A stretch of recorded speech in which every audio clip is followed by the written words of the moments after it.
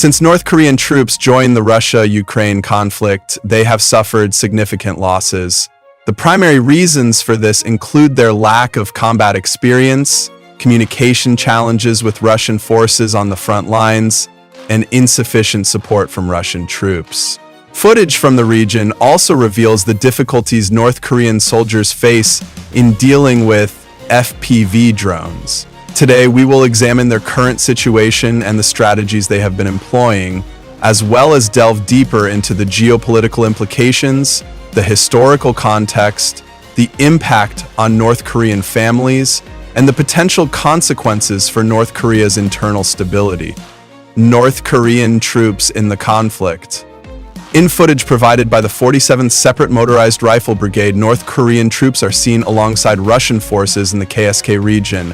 As these groups are detected, Ukrainian forces launch artillery strikes. Among the weapons used, the HAAR multiple rocket launcher system stands out as one of the most effective, posing a serious threat to large enemy formations. After these strikes, the number of North Korean and Russian troops in the area drastically decreases. Ukrainian forces further employ FPV drones to neutralize smaller groups. Many North Korean soldiers attempt to take cover in wooded areas, but they are hunted down systematically. The 47th Separate Motorized Rifle Brigade successfully repels the attacks, demonstrating Ukraine's superior battlefield tactics. Given the open terrain and harsh winter conditions, it is clear that both North Korean and Russian forces struggle to fight effectively in this environment. The South Korean Ministry of Defense recently reported that North Korea has sent nearly 200 long-range artillery pieces to Russia and is expected to deploy additional soldiers and weaponry.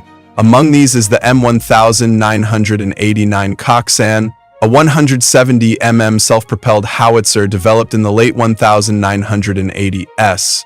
This system, known for its long-range capabilities, has been spotted in Russian-controlled areas. Reports confirm that these artillery pieces are actively being used along the front lines in eastern Ukraine to strike long-range targets, signaling increasing military cooperation between Russia and North Korea. Tactical and strategic challenges. How long will North Korea continue to support Russia in this war? The presence of North Korean soldiers appears to be diminishing, suggesting a possible shift. Some experts believe this could indicate exhaustion of North Korea's ability to send troops, while others suggest Pyongyang is reconsidering its involvement. If North Korea continues to send soldiers, it may face backlash from international organizations, further tightening economic sanctions and diplomatic isolation. Recent reports indicate that at least 40 North Korean soldiers were killed in a Ukrainian UAV strike, shedding light on the high casualty rate among these troops. Despite the availability of footage, much of it is outdated, and we rely on representative images due to the lack of new video sources.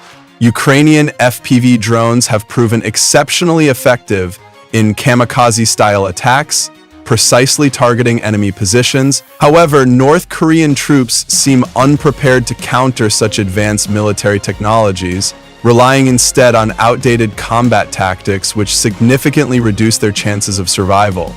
And according to Ukrainian sources, North Korean soldiers struggle to adapt to modern military doctrines and often rely on outdated 20th century battle strategies. Pyongyang's training methods focus on human wave tactics, attempting to overwhelm the enemy with sheer numbers.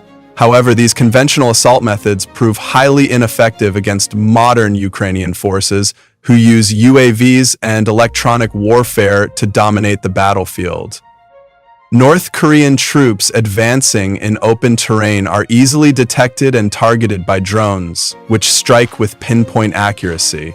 Additionally, their lack of electronic warfare defenses leaves them vulnerable, as Ukrainian forces can easily disrupt their communications and coordination.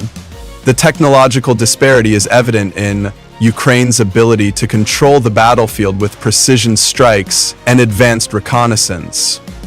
Psychological and ideological conditioning.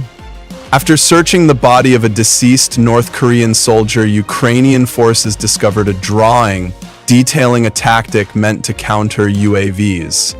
The strategy involved using one soldier as bait to distract a drone, allowing two others to attempt a counterattack.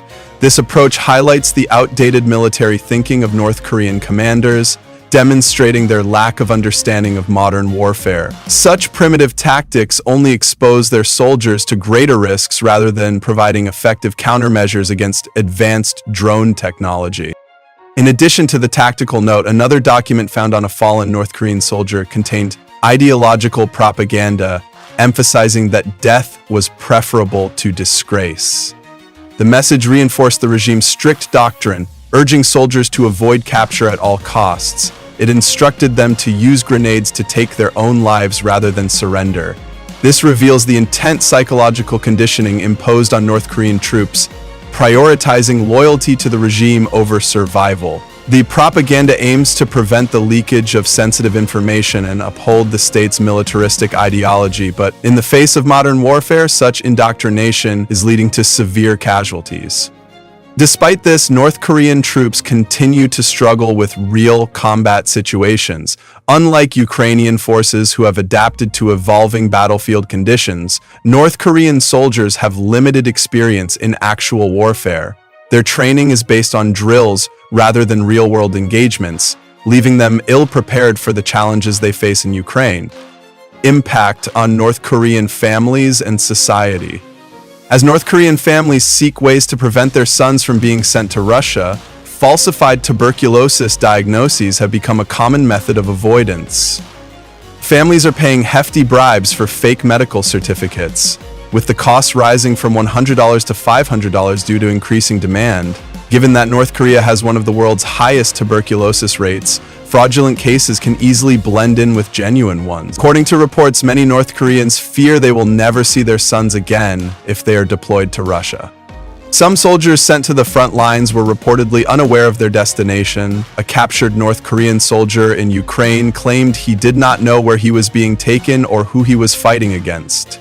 This confusion is spreading among North Korean troops, many of whom have been indoctrinated to view the United States as their primary enemy. A resident of Ryanggang province expressed uncertainty, questioning, "Who is our enemy? Why do we have a new enemy?" This growing doubt among North Koreans reflects the larger issue of misinformation and control within the regime. North Korea's decision to send troops to Russia marks a significant geopolitical development. This cooperation signals an increasing dependence on Russia for political and economic support, as Pyongyang continues to navigate international isolation. However, the consequences of this alliance remain uncertain, particularly as casualties rise and dissatisfaction among North Korean families grows. If the trend of high losses continues, North Korea may face internal challenges, with families resisting military deployments and questioning the state's leadership. As North Korea deepens its involvement in the Russia-Ukraine war, it faces mounting challenges on multiple fronts. The battlefield has proven to be far more brutal than anticipated, with North Korean troops sustaining heavy casualties due to their lack of combat experience and inadequate coordination with Russian forces.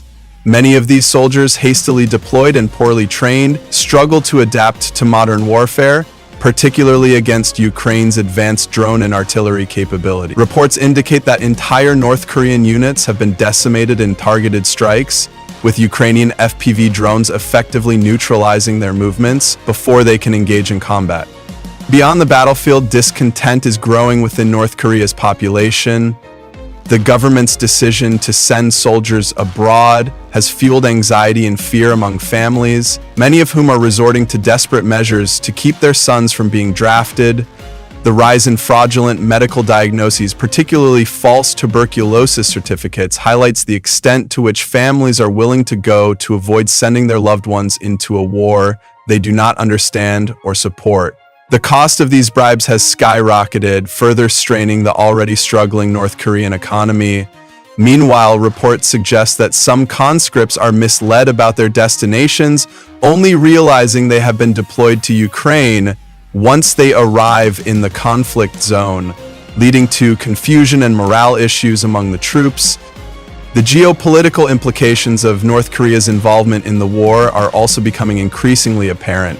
By supplying both troops and military equipment to Russia, Pyongyang is deepening its ties with Moscow in a way that may have long-term consequences for the global balance of power.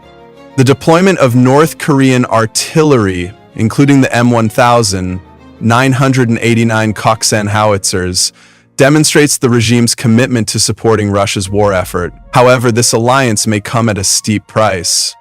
International sanctions against North Korea could intensify, and its growing reliance on Russia may leave it vulnerable to political manipulation in the future. Domestically, the North Korean government continues to push propaganda that glorifies battlefield sacrifice, reinforcing the idea that death in combat is honorable and preferable to capture or retreat. The psychological conditioning of its soldiers is evident in the personal notes recovered from fallen troops, which emphasize loyalty, courage, and the ultimate sacrifice for the state. Yet this rigid ideology is proving to be a poor match for the realities of modern warfare, where outdated tactics stand little chance against technologically superior opponents. As the situation unfolds, questions remain about how long North Korea can sustain its involvement in this war. With rising casualties, increasing domestic unrest, and an uncertain geopolitical future, the regime may find itself facing unexpected consequences. Will North Korea continue to send troops and supplies to Russia, or will internal pressures force it to reconsider its role in the conflict?